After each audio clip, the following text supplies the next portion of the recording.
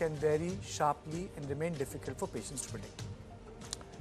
One of the biggest concerns is the shortage of public hospital beds. Government facilities have just 0.79 beds per 1,000 people. Public health spending is also around 1.43% of GDP, below the National Health Policy target of 2.5%. The funding imbalance adds to the problem.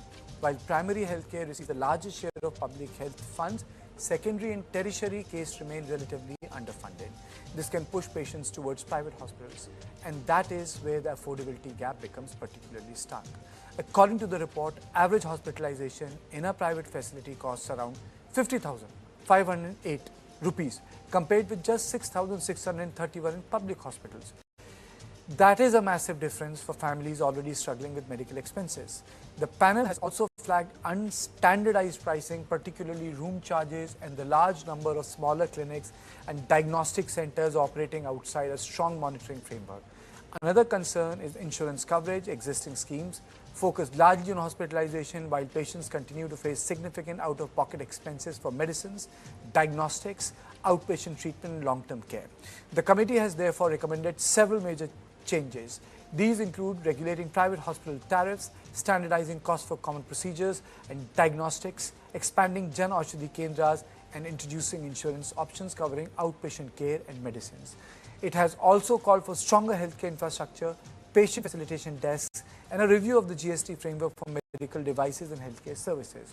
At the heart of the report is a larger question: how can India make healthcare not just available, but genuinely affordable for every citizen? On this issue, I'm joined by Dr. Sunila Garg, advisor ICMR. Madam, my question to you is, how do we address this issue? Healthcare has expanded, but it has become very, very costly, madam. How do we deal with a costly healthcare system? Can you please repeat the question? I was not able to hear you. How do we deal with a very costly healthcare system, madam? Definitely, it's a very, very important question, because now when we see that, there is a huge difference between a private sector and government sector. Though over a period of time, we do have, out-of-pocket expenditure which has come down. It is much below 50% now. And we do have Ayushman Arogya Mandirs, which have got, the level of tests and all that. So over a period of time, we have to aim at universal health coverage. That means we do have to reach the last mile. We have recently created 1,85,000 Ayushman Arogya Mandirs coming out of sub-centers and primary health centers.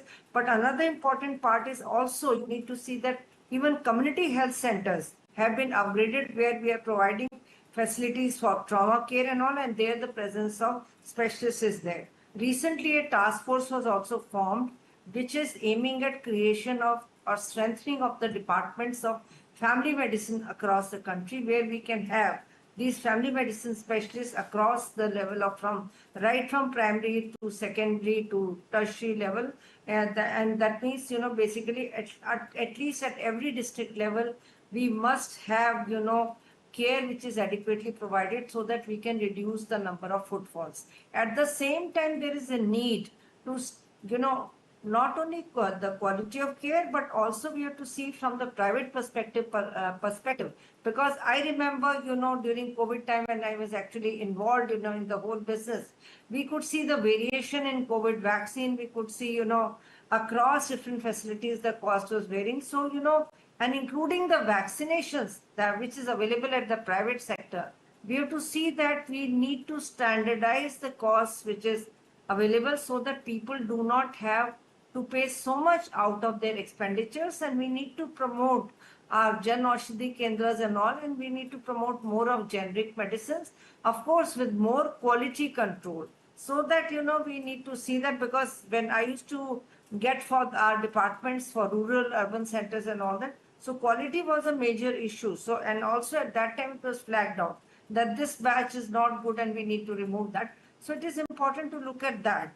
And also from the public sector point of view, you rightly pointed out that we have to, increase the bed population ratio also.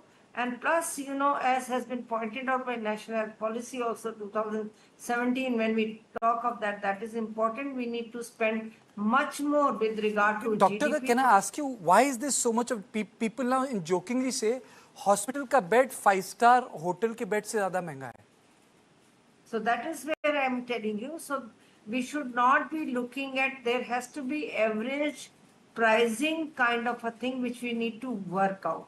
Because the hospitals may provide 5-star facilities, clean, good, transparent, information has got to be there. But first important point is transparency. Second is accessibility, availability, and quality of care. So quality of care also needs to be kind of factored into while we are providing the services. But we need to look at exactly, that we should standardize the rates. It is not that, the rates are different. And there's a huge difference you will realize between the private room, between the, semi-private room and the common room. Because if you're in a private room, accordingly the cost of doctor, accordingly the cost of medicines or the laboratory investigations, everything goes on increasing. So somewhere we need to kind of flag off these issues, and we need to see that, and we should use as much as generic medicines as much required, and we must be rationalistic in our approach that these investigations are required. So that is important. Rational use of drugs have got to be there, because India is also sitting on a time bomb of antimicrobial resistance. So that is important, but we have to see that, we do not believe, we should believe in continuum of care rather than fragmented this thing. Because if, also we need to say that we have got lot of standalone practitioners and all, where, the person gets lost, because for something he goes to this, for another thing he goes to, it's something called as doctor shopping. So I feel that it is very important to standardize these issues so that, we are able to kind of, provide accessible and affordable care to all, because people will like to go, it's not necessary Okay. that nobody will go. Madam, I'm also joined by Dr. Venkatesh Rao. Sir, am I audible to you, Dr. Rao? Yes, yes. Dr. Rao, we were discussing that private medical care has become very, very costly. Either you Yes. are covered by the government of India, but that is in a minuscule way. Or if Yes. you want some high-end intervention, it's completely out of bound for a middle-class person. It can Yes. actually financially ruin you. What can be done to bridge the gap between availability and affordability?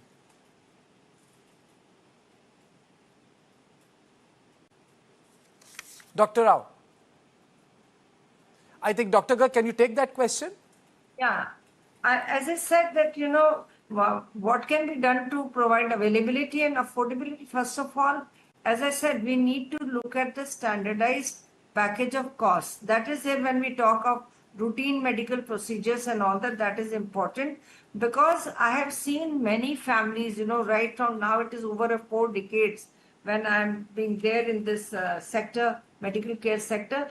But, and also from a public health background, I see many families, they are impoverished. So that is where we need to regulate the prices. That is important. We need to promote generic medicines with quality control. That is important part. We need to also see that, profit is one aspect of it. And also I will see that, basically when we are looking at that part, there cannot be, so much of difference, that means 15 times more. When we are talking of, 6,000 and 15 times more than the private cost. So that issue needs to be flagged off, because, we need to also see that how much is the quality control in our, why a person wants to go to private sector. That is also an issue of concern, because most of our people, if you ask them, you see, private sector is also,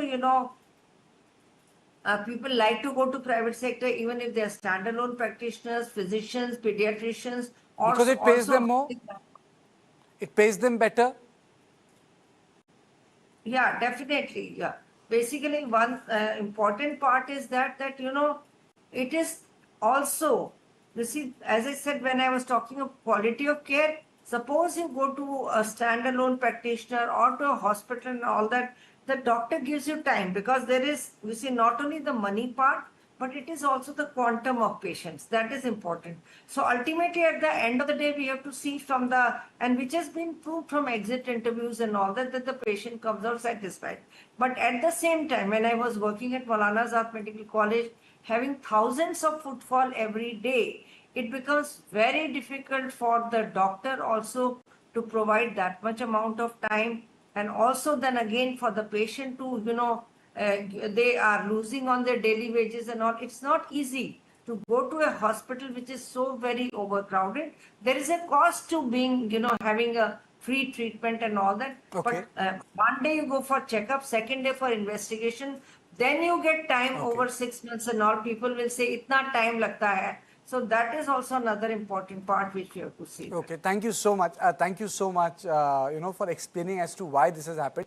India has a huge population, and in coming years, we will have an old population also.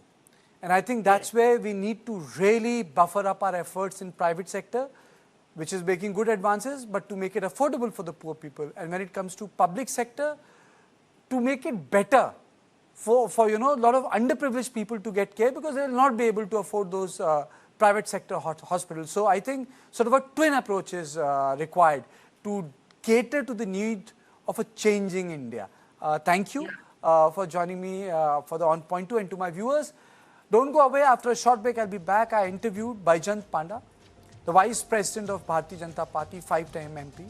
He is bringing a bill to the Parliament on child safety and how it should be regulated. After a short break.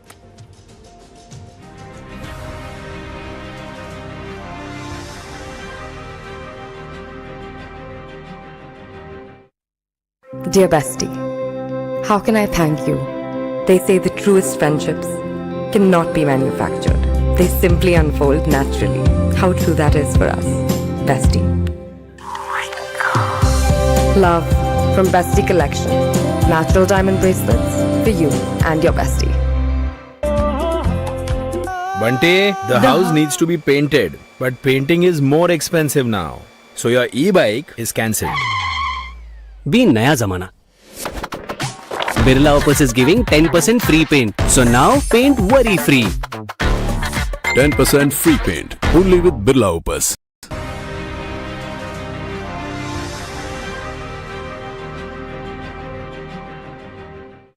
In this edition of On Point, I am joined by Baijant Panda, 5 times MP and National Vice President of Bharatiya Janata Party. And the issue is about children.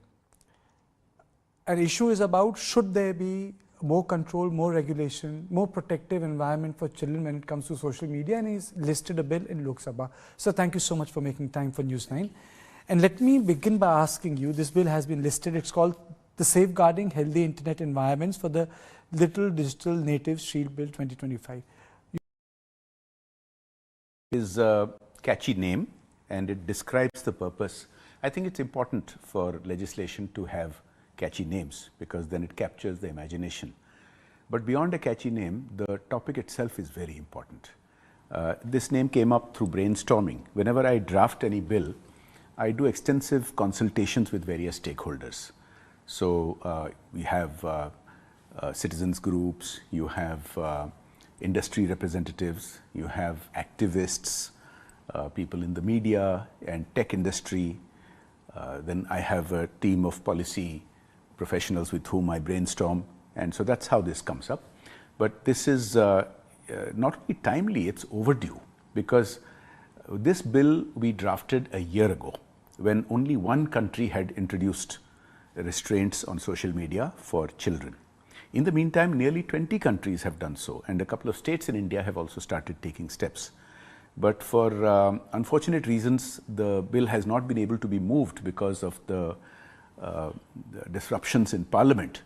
But I'm glad that it is finally getting traction in the public domain, and there's lots of interest because, like I said, it's already overdue. So why is it important for the young?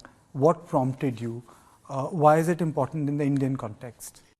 It's a global problem, and it is particularly important in India because as the most populous nation and one of the largest economies in the world, we have one of the world's largest cohort of internet users, social media users, and particularly youngsters. We have the world's largest number of young people, and they're most of them on the internet and social media.